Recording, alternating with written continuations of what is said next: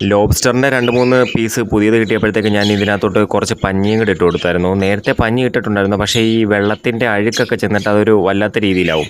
അപ്പോൾ ആ ഒരു ടൈമിൽ ഞാനങ്ങ് എടുത്ത് മാറ്റും. ഇപ്പോൾ പുതിയ 2-3 പീസും കൂടെ വന്നപ്പോഴത്തേക്ക് ഞാനൊരു പുതിയ പഞ്ഞി ഇട്ട് കൊടുത്തു. അപ്പോൾ ഈ പഞ്ഞിക്കകത്ത് ഇവന്മാർ കയറി ഇരിക്കും. അതുകൊണ്ട് അതുകൊണ്ട് ഈ കൈയൊക്കെ കൊണ്ട് അത് മാറ്റി ഒരു കൂട് പോലെയൊക്കെ ഉണ്ടാക്കിയിട്ട് അതിനകത്തൊക്കെ കൂട്ടിനകത്തൊക്കെ കയറിയിരിക്കുന്ന കാണാനൊക്കെ നല്ല രസമാണ്. പിന്നെ ഈ കാണുന്ന നീലയില്ലേ, ഇത് നമ്മുടെ കയ്യിൽ നേരത്തെ മുതൽ കിടന്നതായിരുന്നു. അപ്പോൾ ഇവൻ്റെ തോട് പൊളിച്ച് കഴിഞ്ഞപ്പോഴത്തേക്ക് ഇവരെ കാണാനൊരു പുതിയൊരു ലുക്കൊക്കെ ആയി, ഒരു നീല കളറൊക്കെ ആയി, കണ്ടാലൊരു പുതിയ ലോബ്സ്റ്ററിൻ്റെ പോലെയൊക്കെ ആയി. അപ്പോൾ ഇവന്മാരെന്തോ കാണിക്കുന്നതെന്ന് വെച്ചാൽ മുകളിൽ ഞാൻ ഫുഡ് ഇട്ടിട്ടുണ്ടായിരുന്നു, അപ്പോൾ അത് താഴോട്ട് വന്നിട്ടില്ല. അപ്പോൾ ഇതിൻ്റെ മണം ഇവന്മാർക്ക് കിട്ടിയിട്ടുണ്ട്. അപ്പോൾ അത് എടുക്കാൻ വേണ്ടിയിട്ട് ഈ പ്ലാന്റിലൊക്കെ കയറി മുകളിലോട്ട് പോകാൻ നോക്കിക്കൊണ്ടിരിക്കും. പിന്നെ നമ്മുടെ ഇവൻ ഫ്ലവർ ഹോണിൻ്റെ സ്ഥലം ഒന്ന് മാറ്റിയായിരുന്നു. അപ്പോൾ ഇവന് പുതിയൊരു ടാങ്കിലേക്കാണ് ഇട്ടത്. നേരത്തെ കിടന്നതിനകത്ത് ടാങ്ക് ചെറിയൊരു പൊട്ടലൊക്കെ ഉണ്ടായിരുന്നു, അപ്പോൾ അത് വലുതായി, അപ്പോൾ വെള്ളം ലീക്കായി. അപ്പോൾ ഇവനെ തൽക്കാലത്തേക്ക് എടുത്ത് മാറ്റി. പിന്നെ നമ്മുടെ കയ്യിൽ പുതിയൊരു മീൻ വന്നെന്ന് പറഞ്ഞില്ലേ, അത് ഇതാണ് മോർഫ് എല്ലാവർക്കും അറിയാം.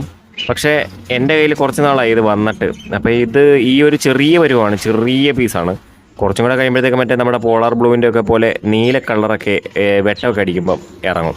പിന്നെ ഇവന്മാരുണ്ടല്ലോ സക്കർ, ചിലവരൊക്കെ ഈ സക്കർ ഈ മുകളിൽ വന്ന് മീനല്ല ഈ തീറ്റയൊക്കെ തിന്നുന്നത് കണ്ടിട്ടൊന്നുമില്ല.